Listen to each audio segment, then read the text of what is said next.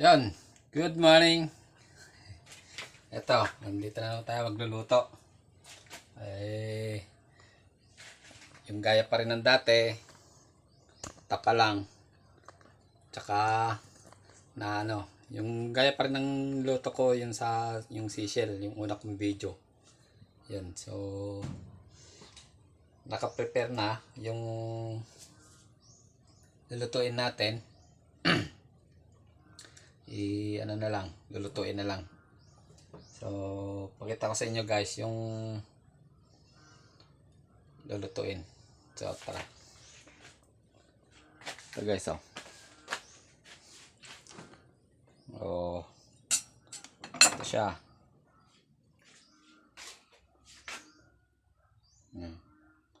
Seashells ulit. Na-miss ko eh. Nasarapan ako. So, meron na tayo ritong bawang tsaka sibuyas.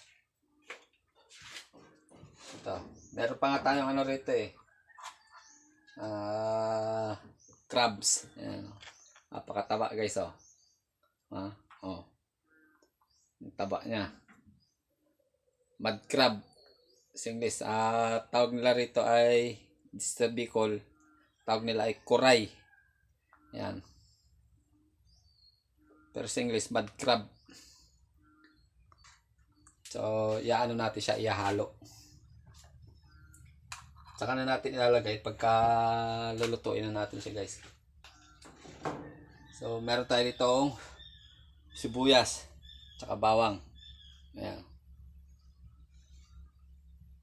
So, tara.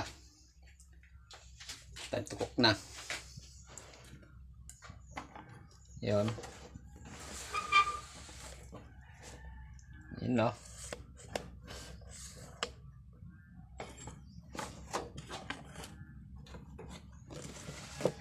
Yun, para kita. Yan. Para kita yung lulutuin natin. Yan. O, sindan na natin ang kalan.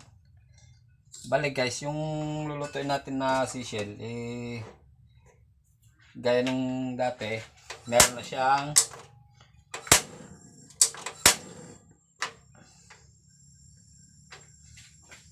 siyang oyster sauce, toyo, ketchup, paminta. Yan. So, yung una kong video na andun pa rin yung mga ingredients niya. So, this time, ang ilalahok natin dyan ay yung kangkong naman. Mga talbos. Yan. Yan, mantika. Lagay tayo mantika.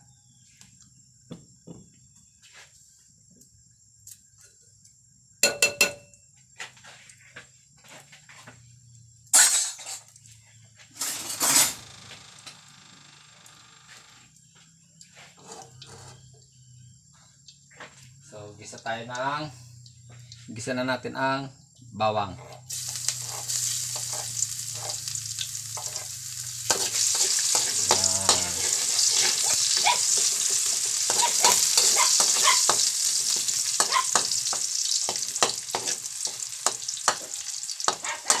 Tapos, lagyan na natin tong sibuyas.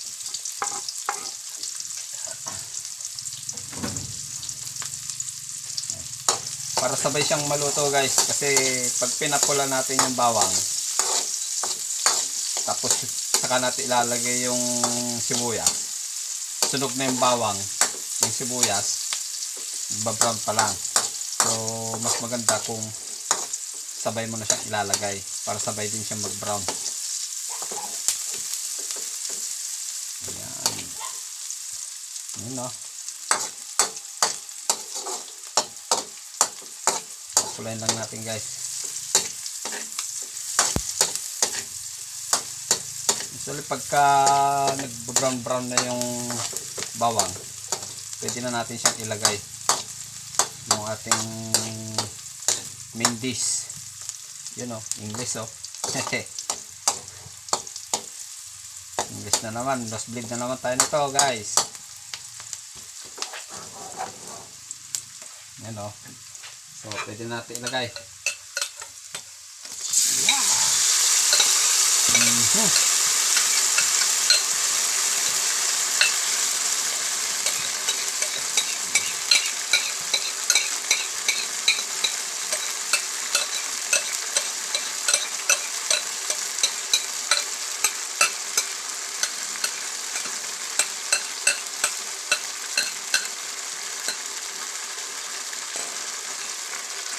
know.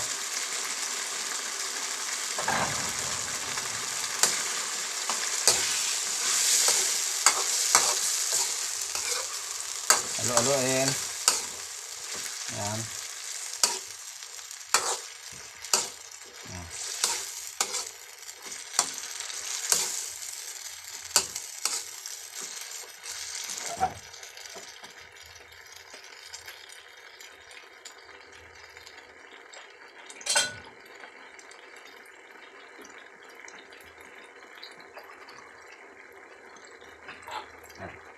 Tubig konti.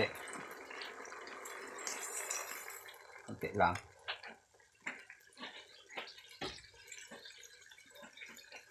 Para hindi para habang kumukulo hindi matuyo yung niya, yung sarsa niya. Kasi lalapot din yan. Pag lumapot yan, mawala din yung inilagay nating tubig. Para pa rin, para maluto niya pa rin yung natin, yung seafoods natin. So pwede na natin ilagay itong crab,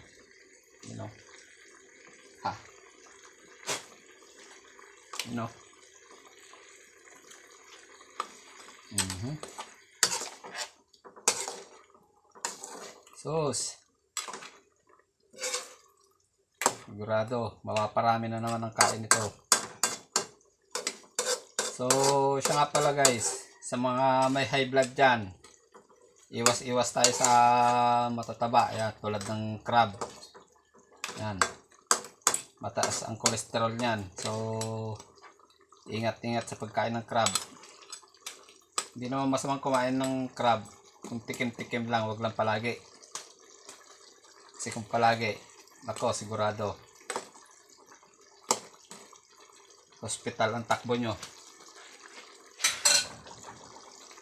Yan, pakuloy lang natin, tapos lagyan natin ng konting bitchin. Yan, bitchin.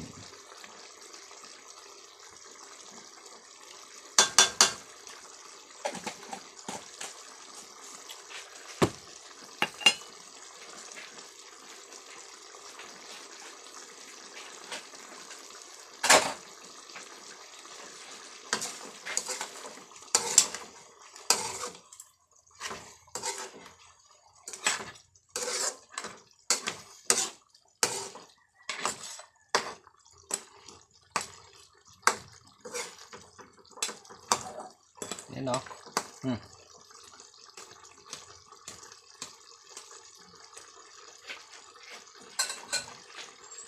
Napakaganda ng kulay niya guys. So,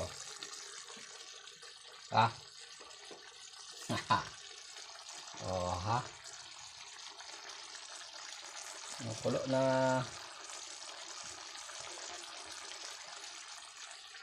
Yan, so pakuloy lang natin guys ng konti para kahit paano maluto pa niya ng konti yung ating fishes. Yan. Siya pala tapalang ulit yung niluto natin. Baka magkamali na naman tayo ng bigkas.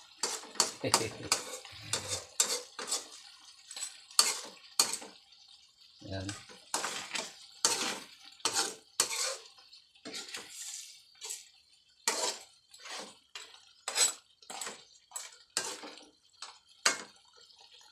Yan o.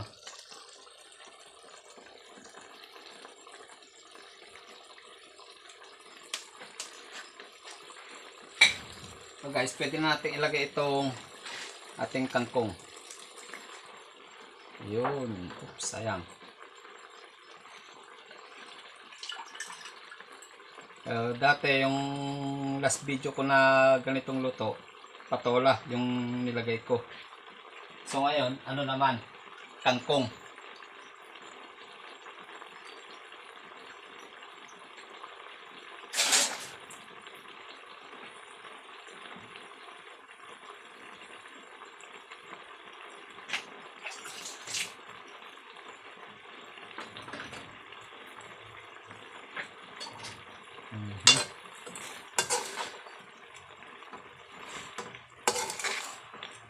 Ayun. Para meron namang halong veggie yung ulam natin.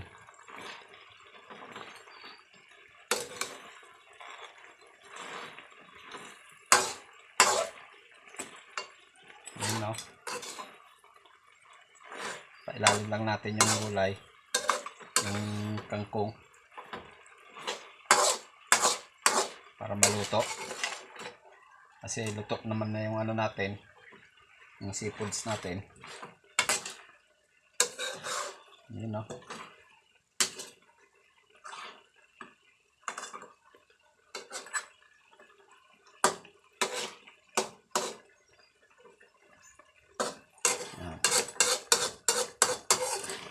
Kailangan nating lutuin itong kangkong. Kasi hindi pwedeng hapkok ang kangkong. Pag hindi luto, alam na. Yun ang labas. Takbo CR.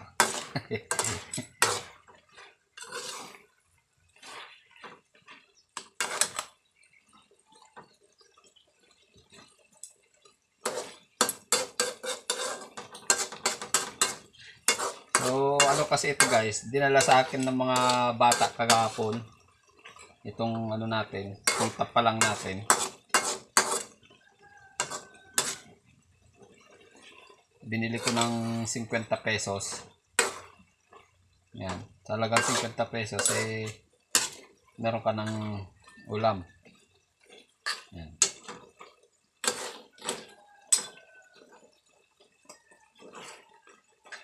May tapalang ka na, may seafoods ka na ulam. So, takpan lang natin guys para lumambot naman yung kangkong.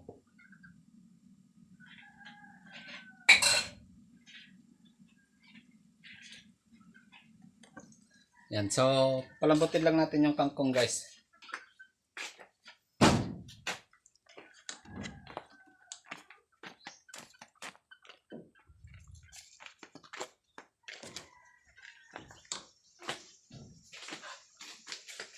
At mga ano lang siguro, few seconds.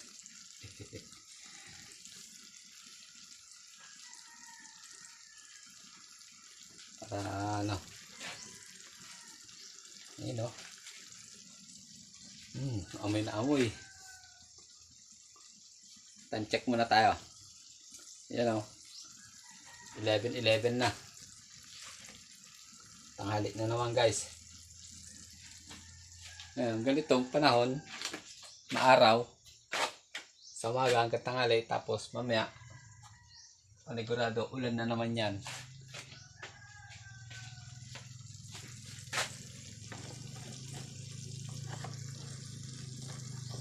Ayan. So, tignan natin itong ating niluluto. Uy.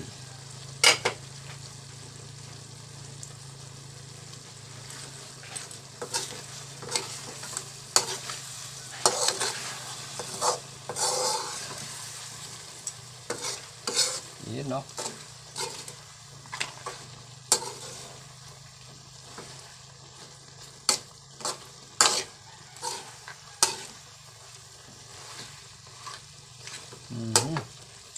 So, pwede na guys.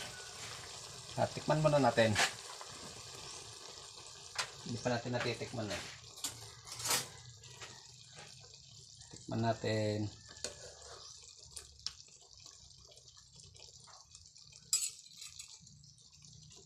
Yun.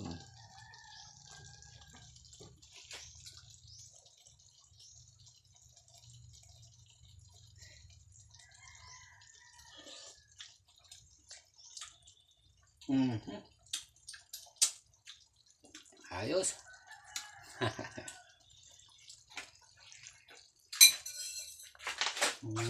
Sarap.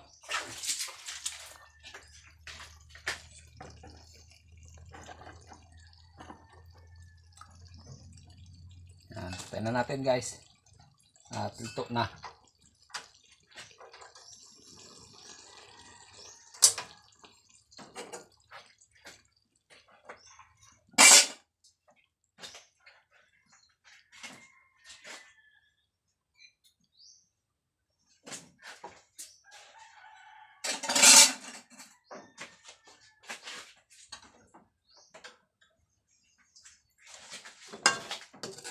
Yan na.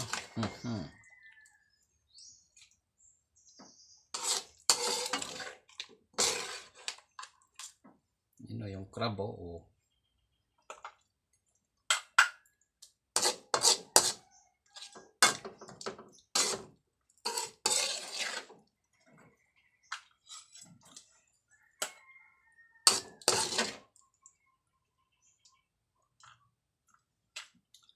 Sus. Happy eating guys.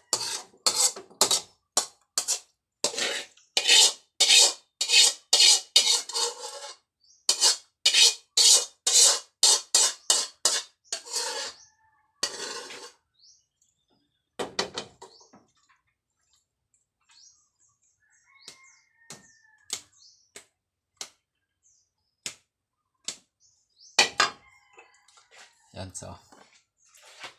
So paano guys? Peace out.